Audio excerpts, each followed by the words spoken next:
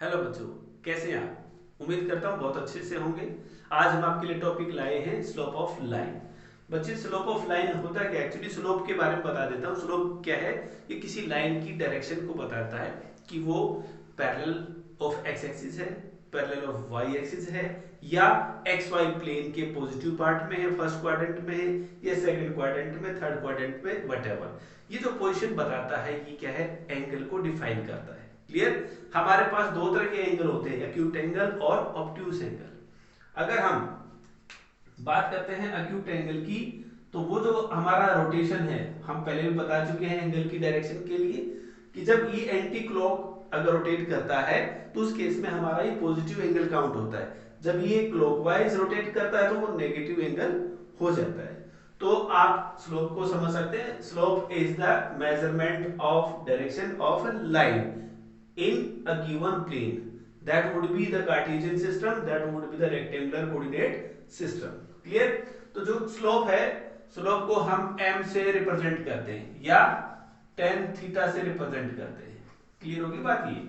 अब यहाँ पे स्लोप को डिफाइन करने के लिए लाइन की मैं तीनों पोजीशन को दोबारा से रिपीट करना चाहता हूँ। क्या क्या थी? पहला तो था एक्स एक्सिस की, इसी में डायग्राम में ही बता देता हूँ, आपको और क्लियर हो जाएगी। पहली कंडीशन क्या है? अगर मेरी कोई भी लाइन एक्स एक्सिस के पैरेलल में है तो वहां पे स्लोप आपका क्या रहेगा? जीरो रहेगा। स्लोप का मतलब एंगल, क्योंकि जो आप अप एंड डाउन देख रहे हैं वो एक्स एक्सिस के अकॉर्डिंग देख रहे हैं। Got it? एक्स एक्सिस के ये पैरेलल है तो इसके बीच में कोई भी एंगल नहीं है। इट मींस जो थीटा है वो आपका क्या है? 0 डिग्री है। ऐसे केस में जो स्लोप है वो भी जीरो हो जाएगा। क्यों? क्योंकि tan जीरो की वैल्यू क्या होती है? जीरो ही होती है। समझ में आ गया? अब उसके बाद अगर मेरी लाइन ये y एक्सिस के पैरेलल में है, y एक्सिस के पैरेलल में है, तो वहां पर हमारा थीटा क्या हो जाएगा? ये है आपका x एक्सिस के पैरेलल में। ठीक है?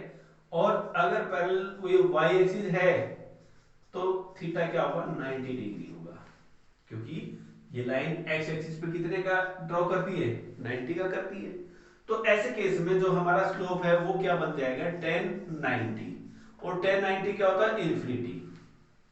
क्या होता है? इन्फिनिटी, यानी कि नॉन डिफाइन। तो ऐसे केस में जो हम इसको इसको सॉल्व करेंगे तो m इज इक्वल टू 1/0। तो यहां पर इसको आप उधर शिफ्ट करेंगे तो ये भी जीरो हो जाएगा। सिंगल वन आ गया और ये वन किसकी बदौलत होता था? 1045। अब यहां पे इसके बाद हम बात करते हैं स्लाइंट लाइन की, टेढ़ी लाइन की। ये दो तरह की होती है, मैंने आपको बताया था। एक होती है एंटी क्लॉकवाइज, दूसरी होती है क्लॉकवाइज। अगर मैं बात करता हूं बेस की, अगर मैंने कोई एंगल ऐसे बना दिया तो ये क्या है? अब अभी तक पढ़ते हैं कि एंगल हमारा लेफ्ट पोर्शन में बनता है। मैं आपको रिवाइज करा देता हूं। किसी भी स्ट्रेट लाइन पे या किसी भी लाइन सेगमेंट पे अगर आप एंगल बनाते हो तो आप 99.99 लेफ्ट कोऑर्डिनेट को लेकर बनाते हो। क्यों? क्योंकि ऐसा बनाने से आपका ये पॉजिटिव एंगल बनता है। अगर आपने राइट साइड लेकर बनाया तो वो किसकी कैटेगरी में आता है? नेगेटिव एंगल की कैटेगरी में आता है। तो यहां पर आपके पास अगर ये 90 डिग्री से कम है, लेस देन 90 है, तो यहां पर क्या होगा? थीटा 90 से उल्टा लिख दिया मैंने। थीटा लेस देन 90 अगर है तो आपका एक्यूट एंगल है। ऐसे केस में जो आपका tan थीटा की जो वैल्यू आएगी वो जीरो से बड़ी होगी। ठीक है? अगर ये आपका एक्यूट एंगल नहीं, ऑब्ट्यूस एंगल हो जाता है, ऑब्ट्यूस एंगल अगर हो जाता है उस केस के अंदर tan थीटा की वैल्यू जीरो से छोटी हो जाती है। क्यों? कहीं ना कहीं वो, क्योंकि फर्स्ट क्वाड्रेंट में आपका पॉजिटिव होता है पूरा का पूरा टी रेशियोज, बाकी में कोई ना कोई आपका एक प्लस माइनस का मिल सकता है। ऐसे केस में आपका ये tan थीटा जीरो से छोटा हो जाता है। तो ये था आपका स्लोप। अब हम बात करते हैं स्लोप और पॉइंट का कॉम्बिनेशन।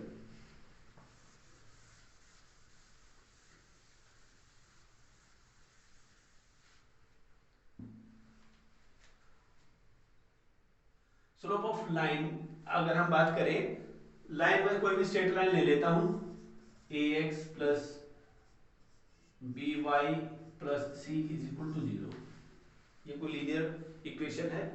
अब इसका मुझे अगर स्लोप निकालना हो तो स्लोप को दो तरह से निकाल सकता हूं मैं। पहला मेथड है आपका with the help of differentiation.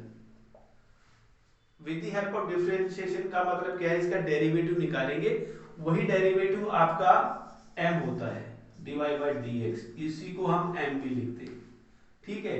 और पीछे मैंने बताया था यही आपका टेंजेंट थीटा है।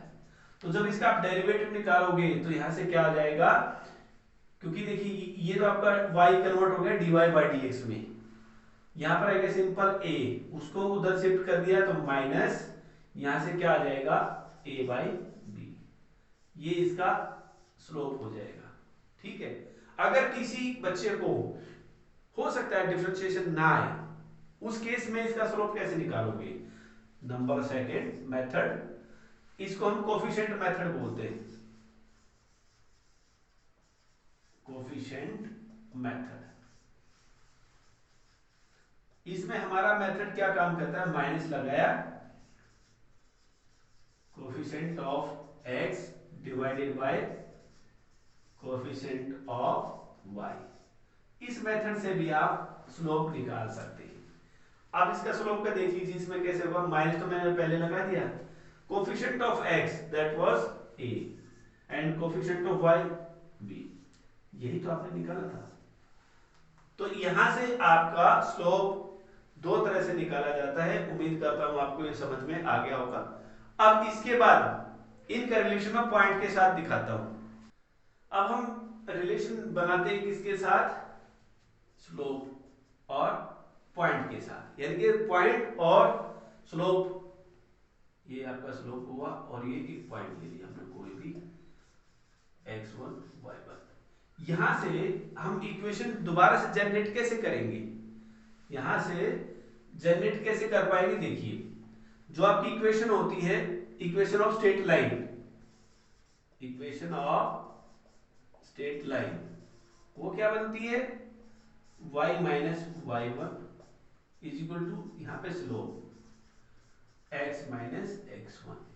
अब यहां पे क्या है, y माइनस आपका y1 as it is, slope के लिए आपको क्या रखना है, m रखना है, x माइनस x1।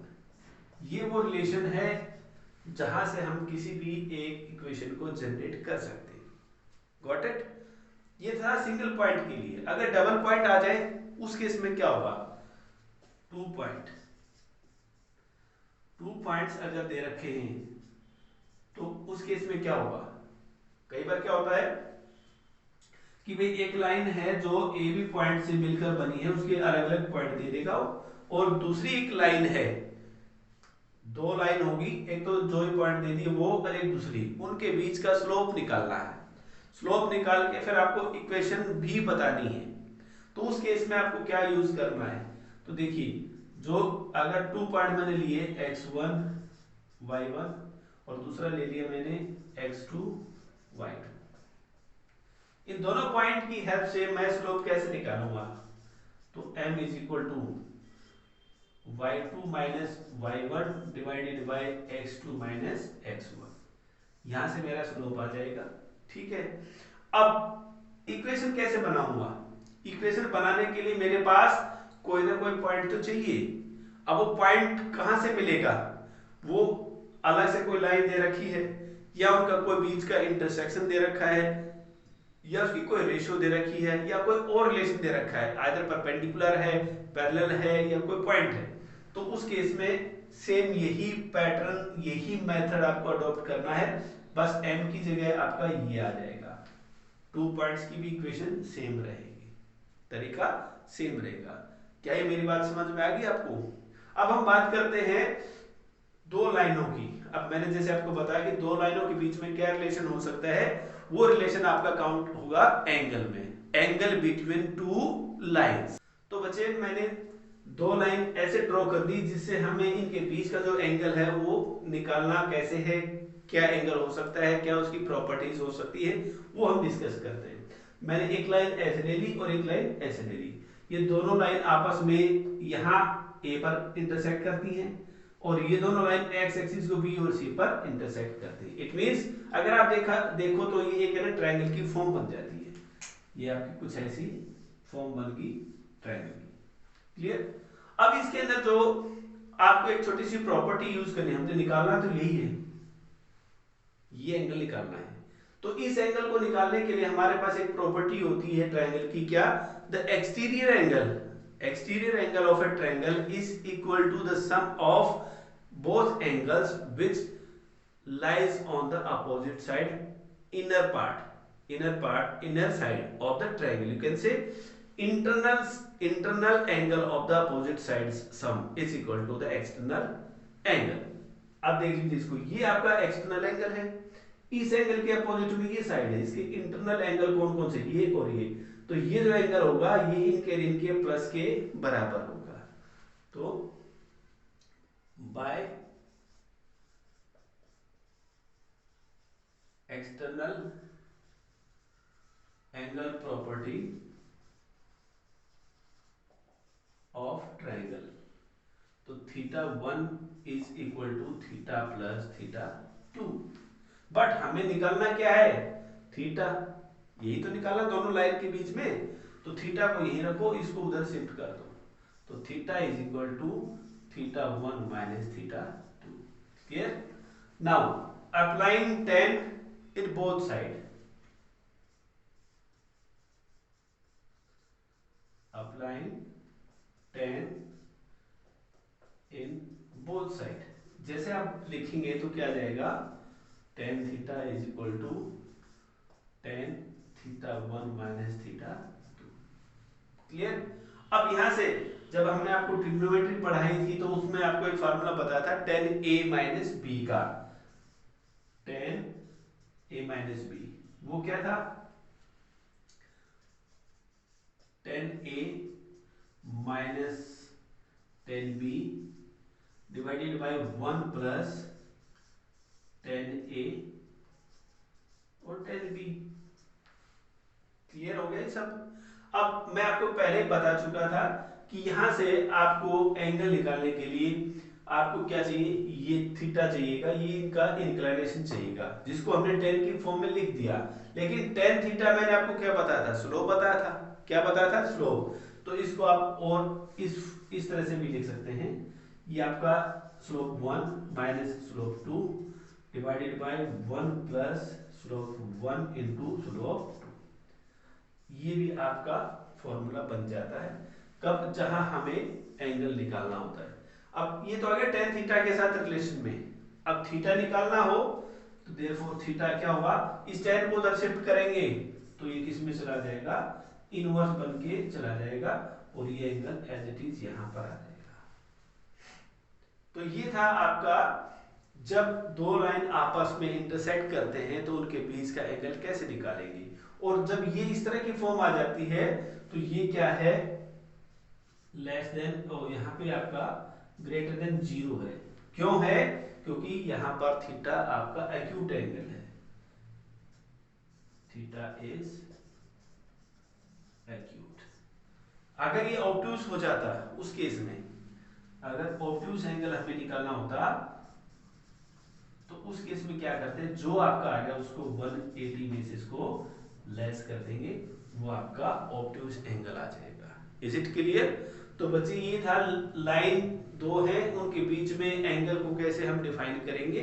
तो इसमें से अगर कोई डाउट है तो आप कमेंट करके मुझसे पूछ सकते हैं। नेक्स्ट पॉइंट हम डिस्कस करेंगे अब। तो बच्चे अब हम डिस्कस कर रहे हैं पोलर कोऑर्डिनेट। अब पोलर कोऑर्डिनेट होता क्या? कोऑर्डिनेट के बारे में हम पहले समझ चुके हैं कि एक्स वाई का कॉम्बिनेशन। अब पोलर का मतलब क्या हुआ? एक उस कॉम्बिनेशन के साथ साइन थीटा कोस थीटा, यानी कि ट्रिग्नोमेट्रिकल रेशियो और एंगल को भी हम कंबाइन करके उस स्ट्रक्चर में शो करते हैं, that is polar coordinate. Suppose मैं अभी आपको एक एग्जांपल ले लेता हूं, P मैंने कोई भी x1 और y1 कोई पॉइंट ले लिया, जिसको मुझे पोलर कोऑर्डिनेट फॉर्म में भी आपको कन्वर्ट करके दिखाना है। पहले तो मैं क्या करूंगा, आपको ये बताऊंगा कि ये जो चीज है आपका रेक्टेंगुलर कार्टेशियन सिस्टम का पार्ट है। किसका है? रेक्टेंगुलर कार्टेशियन सिस्टम का पार्ट है। या ऑर्थोगोनल कोऑर्डिनेट सिस्टम का पार्ट है, जिसको हमने क्या है पहले इसको ग्राफ में दिखाया। सपोज मेरा ये पी पॉइंट यहां पर मैंने प्लॉट कर दिया, ठीक है।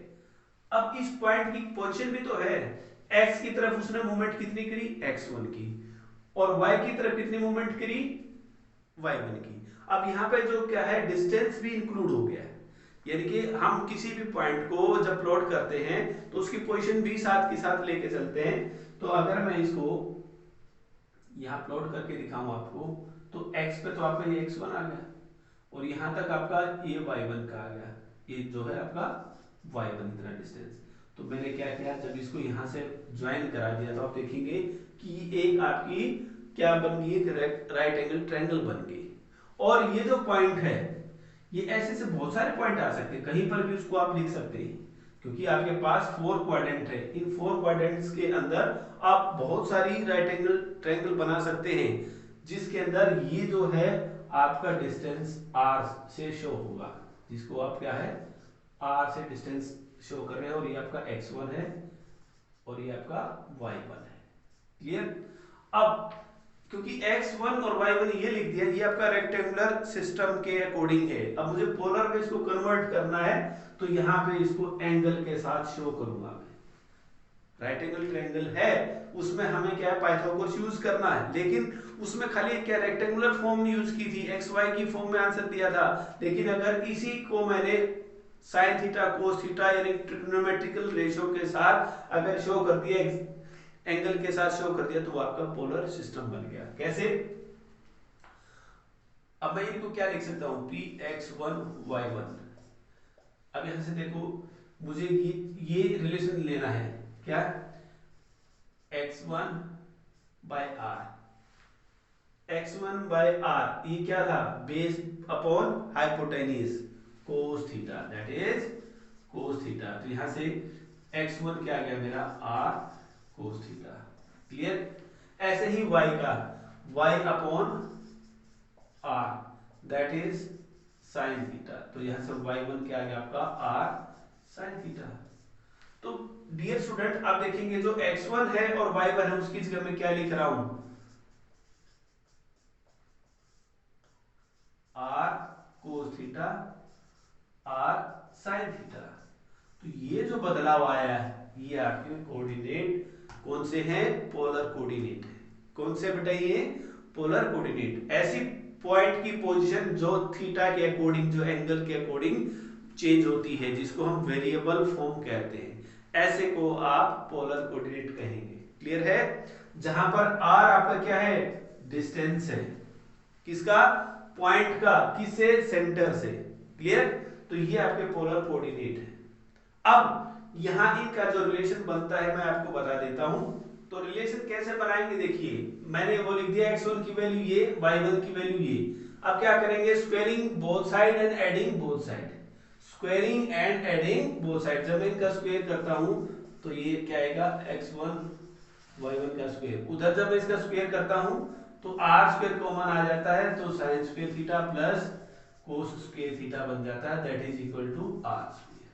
यानी कि r स्क्वायर किसके बराबर हुआ, x1 का स्क्वायर प्लस y1 का स्क्वायर। जब ये रिलेशन आ जाता है तो ये क्या आ गया आपका, कहां से कन्वर्ट हुआ, देखिए यहीं से आपको समझ में आ जाएगा। अब ये जो रिलेशन आपका रेक्टेंगुलर रिलेशन कहलाएगा, कहां से, पोलर कोऑर्डिनेट से। Polar to rectangle, polar to rectangle हो गया ये, ठीक है। और यहां से अगर मैं दोबारा से इसमें कन्वर्ट करता हूं, x1 की जगह क्या रखता हूं, ये रखता हूं, y1 की जगह ये रखता हूं, तो यहां से क्या है, rectangle to polar, rectangle to polar. समझ में आ गया? अब इसके बाद हम बात करते हैं एंगल और उसकी पोजीशन। तो अब पोजीशन की बात करता हूं, क्योंकि मैंने आपको क्वाड्रेंट पहले ही बता दिए थे कि अपने पास 4 क्वाड्रेंट है, और उन 4 क्वाड्रेंट के अंदर हर एक वैल्यू की अलग अलग पोजीशन है, दोनों पॉजिटिव भी हो सकते हैं, दोनों नेगेटिव भी हो सकते हैं। तो यहाँ पर आपकी जो वैल्यूज को आप डिफाइन करने वाले हैं वो कैसे है, देखिएगा एक बार। क्योंकि आपको पहले पता है कि जो फर्स्ट क्वाड्रेंट है इसमें सभी के सभी पॉजिटिव होते हैं। सभी का मतलब क्या है, r और थीटा। अगर इनको कंबाइन कर देता हूं तो ये आपके पोलर फॉर्म है। r आपका डिस्टेंस है, किसका है, पॉइंट का, किससे, सेंटर से। ओरिजिन से, और थीटा क्या है, इसका एंगल है जो उसकी पोजीशन को शो कर रहा है। तो ये आपका दोनों पॉजिटिव हैं।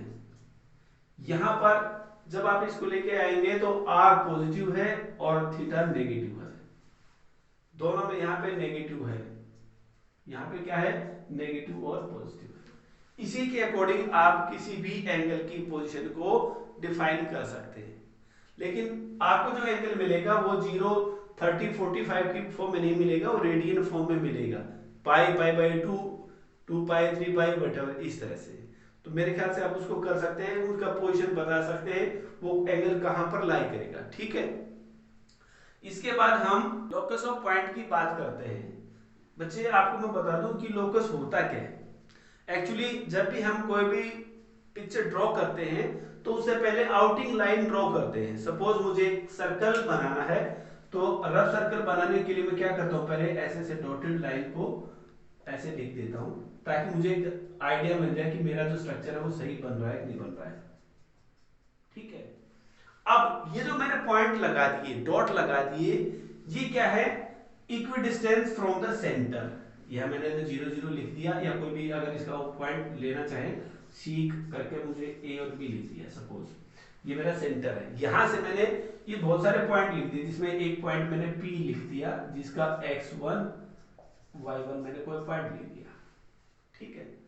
अब ऐसे से मैंने बहुत सारे पॉइंट रोटेट कराए हैं, तो आप दूर से देखोगे ना तो आपको क्या नजर आएगा, एक रास्ता नजर आएगा, एक वे नजर आएगा, पाथ नजर आएगा कि ये जो पॉइंट है आप कैसे कैसे रोटेट करा। अगर मैंने यहाँ 1 लिखा है, थोड़ा सा आगे मैंने px2 y2 लिख दिया, फिर आगे मैंने px3 y3 लिख दिया, तो यहाँ से आपको एक जजमेंट हो जाएगा कि जो आपका रोटेशन है वो कुछ इस तरह से चल रहा है, और इस रोटेशन को कंप्लीट करने के लिए एक रास्ता बना दिया गया है। यही रास्ता, यही पाथ आपका लोकस ऑफ पॉइंट है। लोकस का मतलब रास्ता, पाथ, ठीक है। इसको आप पाथ भी समझ सकते हो कि कोई पॉइंट कैसे मूवमेंट कर रहा है, दैट्स इट। अब क्योंकि मैंने आपको बताया ये पाथ है एक सर्कल का, ये इक्विडिस्टेंट है तभी तो वो सर्कल डिफाइन कर पाएंगे। अगर इक्विडिस्टेंस नहीं है तो सेंटर अलग आगे पीछे है तो सर्कल नहीं बनेगा। तो ये इक्विडिस्टेंस है, तो ये जो है उसको हम r के नाम से डिनोट करते हैं, जिसको आप रेडियस भी समझते हैं, रेडियस, गॉट इट। अब यहां से इक्वेशन अगर इसकी निकालनी पड़ जाए, equation of locus of a point अगर निकालनी हो तो क्या हो, तो उसका तरीका क्या है, डिस्टेंस निकालना है। डिस्टेंस r हमने मान रखा है, ये भाई रेडियस है। अब रेडियस कैसे निकालेंगे, वही आपका डिस्टेंस फार्मूला क्या कहता है, x2 माइनस x1, यानी कि दिस माइनस ये इसका स्क्वायर प्लस दिस माइनस इसका स्क्वायर और इसका रूट, ठीक है। अब स्क्वायरिंग बोथ साइड करेंगे तो यहां से सिंपलीफाई करने के बाद आपके पास क्या आ जाएगा, r square is equal to x1 minus a इसका square plus y1 minus b इसका स्क्वायर। ये है आपका equation of locus of a point. यहां तक समझ में आ गया बच्चे। तो इस चीज तक पहुंचने के लिए आपको क्या चाहिएगा, पॉइंट चाहिएगा, सेंटर चाहिएगा और रेडियस। इन तीनों में से कोई भी दो चीज देंगे तो तीसरी अपने आप आ जाएगी। अब हम देखते हैं कि अगर सर्कल का ना डायमीटर दे रखा हो, या यूं कह लीजिए कि भी किसी लाइन सेगमेंट को दे रखा हो जिसके दो पॉइंट दे रखे हो, उनके भी यहाँ पे अगर कोई हमें लोकस ऑफ पाथ चाहिए, लोकस ऑफ पॉइंट चाहिए, तो क्या होगा, देखिए अगर मैं पॉइंट पहले यहां ले लेता हूं P1, तो क्या होगा, ये डिस्टेंस और ये डिस्टेंस अपर पार्ट और लोअर पार्ट में इक्वल हो जाएगा। थोड़ा सा और बढ़ा देता हूं तो इस तरह से, तो यानी नीचे भी वो बढ़ जाएगा। सपोज यहां पे मैंने आपका P ले लिया, जिसके मैंने पॉइंट ले लिए x और y, ठीक है। अब यहां से हमें क्या करना है, इसका लोकस ऑफ पॉइंट निकालना है, तो वो उसका क्या आएगा, कहने का मतलब क्या कि भाई जब ये पॉइंट रोटेट होकर ऐसे आ रहा है तो इक्वल डिस्टेंस पे तो आ रहा है, सर्कल तो तभी पॉसिबल है। तो ऐसे केस में क्या होगा, locus of point AP must be equal to PB। ये डिस्टेंस दोनों इक्वल होंगे तभी तो वो चीज पॉसिबल होगी। तो इसलिए जब इसका डिस्टेंस निकालना है तो बाय यूजिंग डिस्टेंस फॉर्मूला आपके पास क्या आएगा, x माइनस x1 का square plus y minus y1 का स्क्वायर इज इक्वल टू, वैसे रूट लगाओ, इज इक्वल टू, अब इसके साथ क्या आएगा, x माइनस x2 का square plus y minus y2 का स्क्वायर। ऐसा करेंगे स्क्वायरिंग बोथ साइड, जब इसका स्क्वायर करेंगे तो रूट कैंसिल हो जाएगा। रूट कैंसिल होने के बाद आपके पास फाइनली इक्वेशन क्या आ जाएगी, ये आ जाएगी।